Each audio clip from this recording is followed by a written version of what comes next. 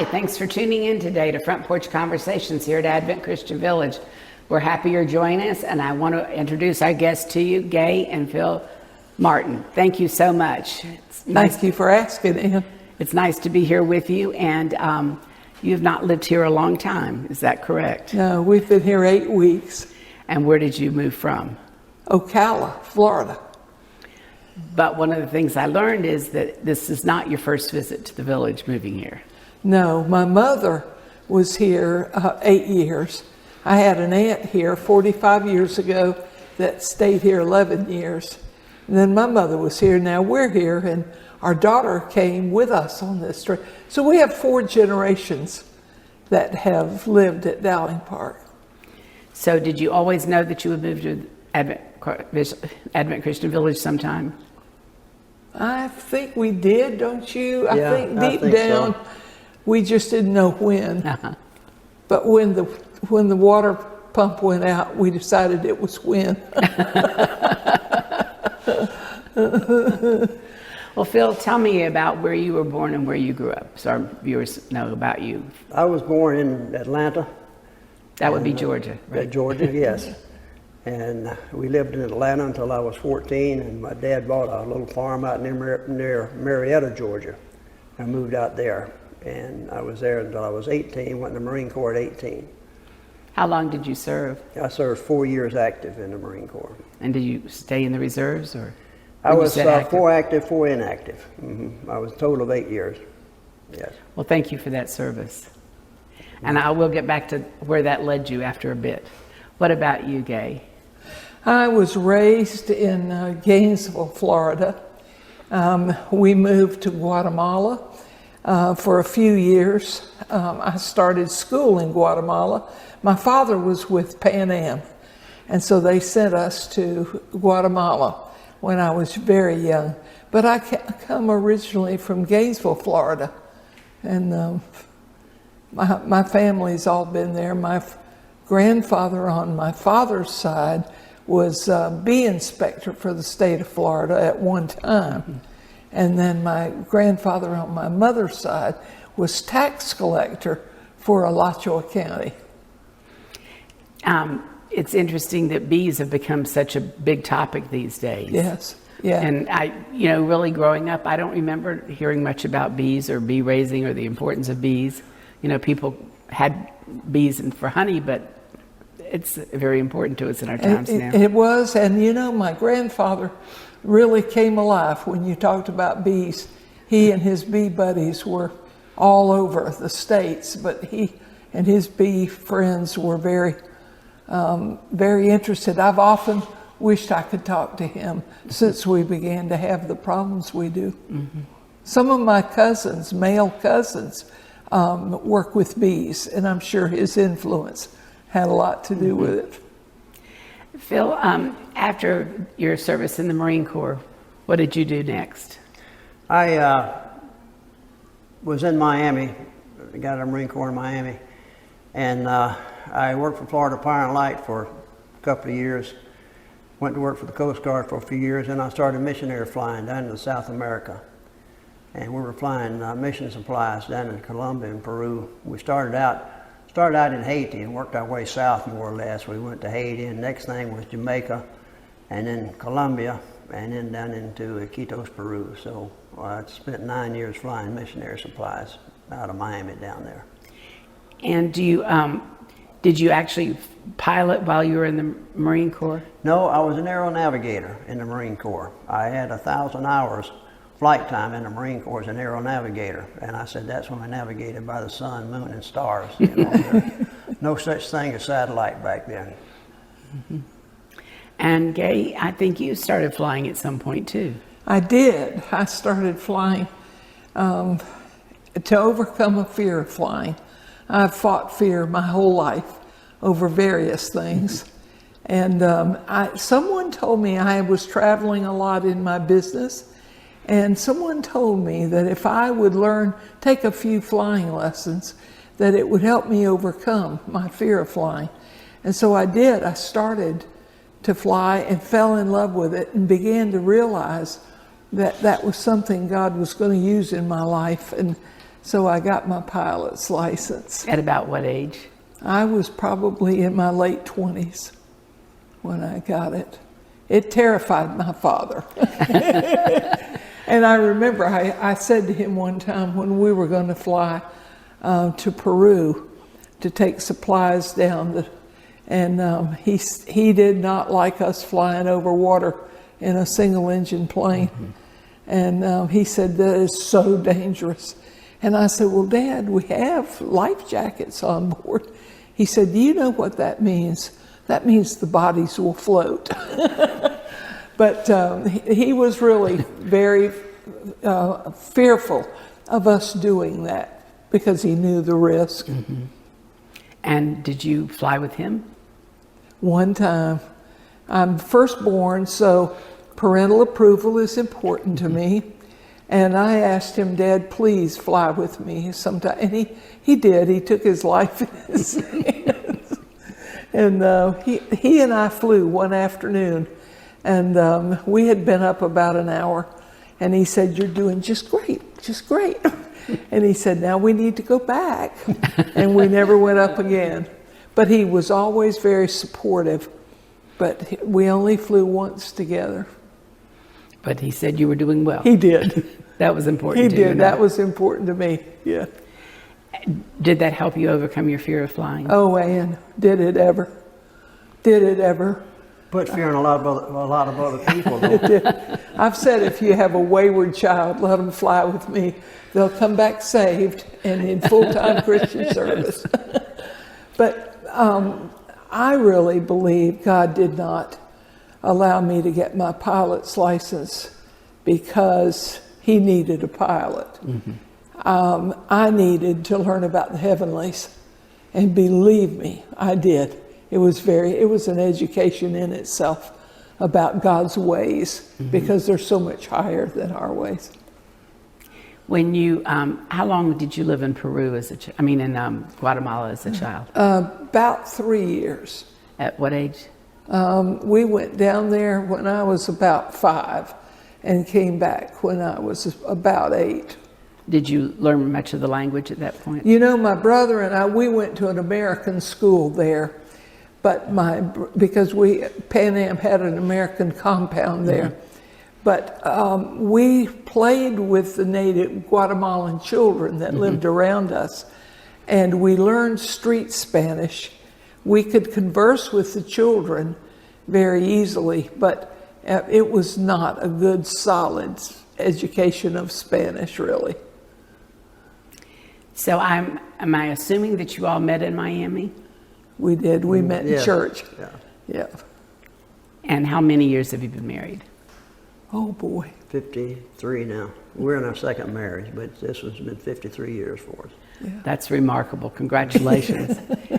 I always ask both members of the couple, do you have the same story about how you met? Yeah, I think we did. Yeah. Sometimes we're not quite sure when we hear the I know. No. Well, we ask each other once in a while, how'd that happen? So we've pretty much settled on how it happened. Good. It wasn't love at first sight. I was head of the BTU, I think they called it at the time, Baptist Training Union, the evening mm-hmm. class, and I was head of that in Miami. And in the evenings, this woman would come in and she'd come pressing in there and sit down and say, let me tell you what God did for me this week. And used to get on my nerves so bad. But that was her. And this is what he did for you, right? You meet her. Yeah. You lucky thing. Gaye, I understand you have Advent Christian roots in your family. I do. I was raised in the Advent Christian Church in Gainesville, Florida. That church began in my great-grandfather's home. I have the records of that, which I intend to donate to the archives. Yeah, because I think they would like to have them. Mm-hmm. But yes, I was raised Advent Christian, and it did not depart the denomination until my teenage years, when my mother wanted our little church in Miami was an older congregation, and Mother wanted us in a church where they had a youth program. Mm-hmm. So we changed denominations at that time and went to the Baptist church. But our roots have always been Advent Christian. And the roots I found the brought you- Lord in the Advent Christian church. At about what age? Probably about 7. I was baptized in the Advent Christian church, and then the Lord really got a commitment from my life up closer to my early teens when I could understand it better. Mm-hmm. But yeah, I was raised around the Word. My mother held the Word up in everything she did. Phil, what about you? My dad was an old country Baptist preacher. And so I tell people he worked secular work all his life to support his habit of preaching. But he would get paid a lot of times. He just pastored country churches. He'd get paid a lot of times in chickens and eggs and milk and ham and what have you, which wasn't bad back then. Right. But at about 10 years old, I accepted the Lord. It was during World War II. I remember that very distinctly because at that time, when you went down and invited Jesus into your heart, you went down to the altar and got on your knees and prayed there at the altar. And a friend of mine, his dad was home from the Army on leave. And I remember Frank Jackson coming down, putting his arm around me and praying with me. He was in his uniform at the time. That's why I know it was, I don't know exactly the age, but around 10 years old. And but that's when I accepted the Lord.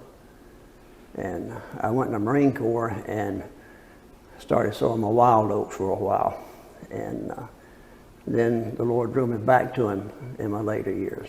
And thank goodness. But anyway, that's the story of my life, really, ups and downs, off and on, in and out, so many times.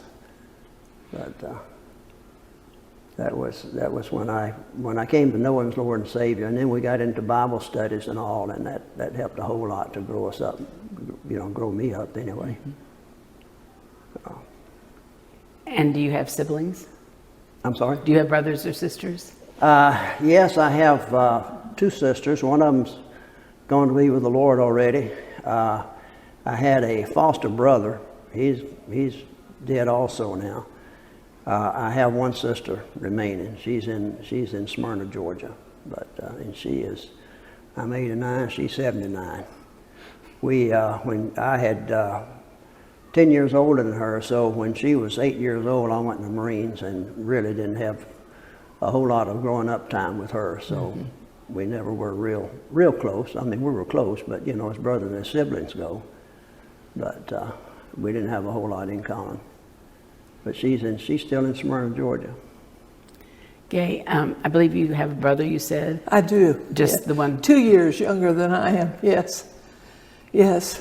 And he had 4 girls, and our family was very focused on my brother in his adult life because 2 of those girls died with heart problems. Oh, goodness. And so we lost 2 of his girls, and that was a lot he had on his plate.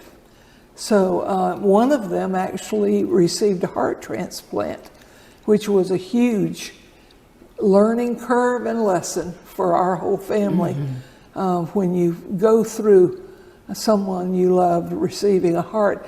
And I've often said that I remember the night that Lori received her heart. She was 7 years old and she lived 13 years after she got her heart. But I remember the surgeon coming in at Shands and saying, "Lori, we have a heart for you." And he said, "Do you want a new heart?"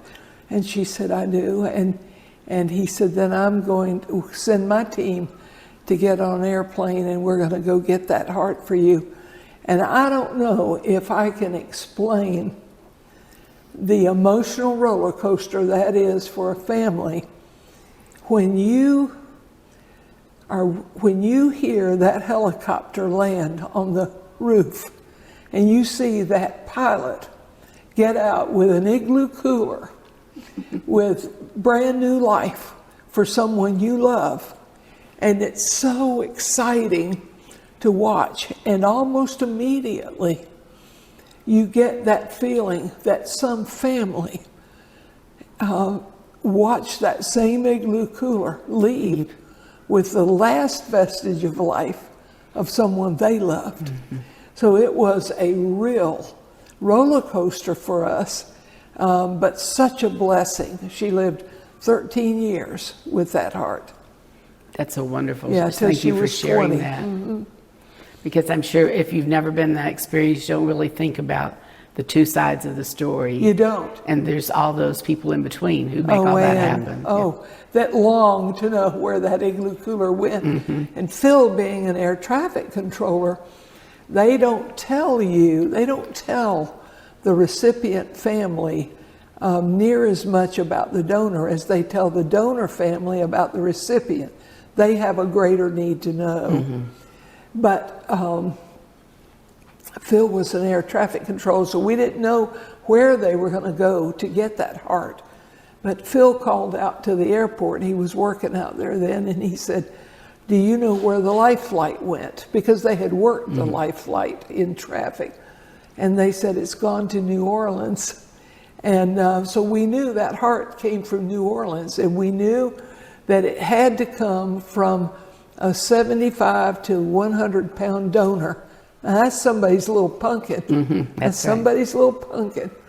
And so they asked Phil why he wanted to know, and he said that life flight is going after a heart for my niece. And they said when he comes back, we'll clear him straight through. But I thought after she got that heart, that the scripture says it is possible to grow rich by giving away. And we're a rich family indeed because of the heart we got. But there's a family in New Orleans richer than we are because they gave us that heart. And it became a real testimony in our family with my brother. Thank you for sharing that with our viewers. I know it'll mean a lot to people watching, and many of them, or some of them, may have had that same experience. I would think so. It's becoming rather common now to get a new heart. And there's so many other organs that are being transplanted. Oh, yes. Mm-hmm. Yeah. Yeah. She did very well with it. They let me go in and see her. I had donated blood, and she was just a little thing. She was so sick. And I said, "Lori," and I'm telling you, she was so pink and pretty. When blood begins to circulate, there's such spiritual truths in all of that. But when new blood begins to circulate, it brings health to the whole body. And so I said to her, "Lori, Aunt Gaye gave blood." And I didn't cry or anything. "And you gonna have hips tomorrow," which is a dubious honor. It's amazing when they put that heart in, when they begin to connect all of the blood vessels and all that go to the heart will start beating on its own normally. Mm-hmm. Yeah. That's absolutely amazing. Good spiritual truth too. Yes. It was God pulled back the curtain and let us observe things that go on spiritually through that experience. Mm-hmm. Yeah. Well, tell our viewers, Phil, were you already doing the flights for transporting things to missionaries before you met Gaye, or is that something you began together? No, that's something that we began pretty much together. I had another friend of mine. He was an instructor and a pilot. And he and I were the pilots, more or less, for the mission. Our mission work started out in the Bahamas, then it extended down to Haiti, and then to Jamaica, and then down into South America. And so he later got killed in a plane crash. He was out doing some aerobatics and got killed in a plane crash. But we continued to work down there, and it lasted until until I left, really. And that was a little controversy as to why I left, but anyway, we flew supplies for about 9 years down there, and it's amazing. We had a little mission station on the Cocataw River in southern Colombia, and the only way those people had to travel before we got there with the airplane was by river. And by river and canoe, it was anywhere from 11 to a 13-day trip from the little village called Carrillo around to the town of Florencia, because you know how rivers run, and that river like this, and it went way around here and then over here to Florencia. But when we began to fly in there, that 13-day trip turned into 20 minutes. It was 50 miles. It was That's straight, some leap over the jungle. Yes, straight it line, is. 50 miles. It took us 20 minutes to fly that 50 miles. Tell her about that 16-year-old girl. I took a 16-year-old girl into town one day. She had never been more than 2 miles away from home. And she had her first airplane ride before she ever saw her first automobile. So everything was a first for her. She saw her first road, her first automobile, her first electric light, her first 10-cent store, had her first ice cream cone. Everything was a first to her, 16 years old. Never been more than 2 miles from home. But let me tell you another story too, if I may. Please. I was down there one time, or we were down there, and I was having a pain down around my appendix in my side. And I was really concerned about it, because I was the only one that had flown that airplane off of that jungle airstrip on that trip. And so the missionary that was down there had his pilot's license, and I told him, I said, Johnny, I need to check you out in this airplane. This was a 7-place airplane that we had. He had never flown anything larger than a 4-place. And he says, Phil, he says, I'm afraid of that airplane. And Gaye said, check me out. So I said, okay. So we made 2 or 3 circuits around, touch and go landings. And she did great. She did really wonderful. And that afternoon we had a trip going into Florencia. And always when that airplane leaves there, it's full of men. And we got to the airplane, and there were 5 men in there already. And they were jabbering back and forth in Spanish, talking about all kind of things. And she and I pre-flighted the airplane. And I told her, I says, well, I says, since you've been checked out, I says, why don't you just fly it in today? So she got in the pilot's seat. And it got awful quiet in that airplane. She got in the pilot's seat, and I got in the co-pilot's seat, and one of them reached over and tapped me on the shoulder and says, Amana Gaye Piloto, and Sister Gaye the pilot. I said, see. And they from Catholic influence, before we got down there, they all did this. But strange thing happened on that particular trip when we landed at Florencia. For some reason, all of a sudden we got flames coming up over the windshield. And it's something Not a that, good sign, is it? When you learn to fly, you go through all kind of, you practice all kind of emergency. Mm-hmm. But that's an emergency we had never thought about. It never crossed our mind, something like that. But I told Gaye, I said, she was flying, I said, start the engine, blow the fire out. The door is on my side now of this airplane. And I said, start the engine, blow the fire out. Well, she's headed towards the door, coming across me. I had to shove her back in the seat. I said, start the engine, blow the fire out. And she said, if you want the engine to start, you start it. I'm getting out. Did you pray about this story? I had to shove her back down into the seat and reach on the other side of her and start, and sure enough, blew the fire out. And what happened, I don't know why the engine stopped to start with. And it was still windmilling, so it should have started back up without hitting the starter, but it did not. And it was pumping raw gas through the engine from the fuel pump, hitting it hot exhaust and catching on what it caught on fire. But anyway, we started the engine back up, taxied up there, and I checked the airplane out real good, took all the cowling off and everything, checked it out. It was fine. All those men, all 5 of them got out, and they got down on the ground on their hands and knees, bent over, kissed the ground, says, gracias Dios. 3 times they did that, But they did it as a show for her, see. But that airplane flew without any more problems until another pilot took it down one time, which I would not sign him off as being capable of flying the airplane. somebody with more authority than I did say they would sign him off, and that's when we parted company though. But anyway, that pilot took it down and he crashed and killed 5 people. So that was the end of that airplane ministry down there. But yeah, those things happen, I guess. Gaye, you had mentioned your business. What kind of career did you have? I was a management and training consultant. So I would go into companies and corporations and groom people for management positions. Try to ferret out of their employees those that were management material. Is what I did.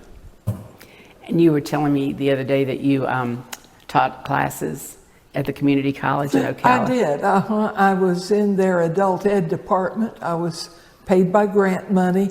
They like to get instructors in there that will draw people in and have a good time on campus, and you can't pass or fail that class, but hopefully they'll have a good enough time learning that they'll spin off into revenue generating classes. So I taught out there for years and years. And they were more untraditional students. Yeah, right? oh yes, Older they were. adults. They were people we were trying to, actually we wanted adults called back to campus to further their education. And I think education is important through our whole lives. Oh, Ann, it's so diluted today, and it shows. It shows. But you're still doing some teaching. I am. Would you share with us about that? Well, I'm still doing some conferences here and there for longtime clients that I've had, that I've worked with down through the years. And I'm also doing conferences, ladies' conferences in various churches around. I still take some of those, and I have a Bible study that I've done out of Ocala for about 12 years. But during the pandemic, because we couldn't meet together, we went on conference call. And thank goodness when I moved, that conference call didn't have to stop like it would if we were meeting in a home. And I think yesterday we meet on, that call's on Mondays. We had our 157th conference call. My goodness. But that opened it up where people from various states could listen in. Somebody would ask their cousin to listen in. So I'm still doing that. Well, great. Well, and today we're sharing your story with the members here at the Village and further on as well. Thank you so much for coming and sitting down. I'm sure we could do many more hours of an interesting conversation. Thanks for tuning in.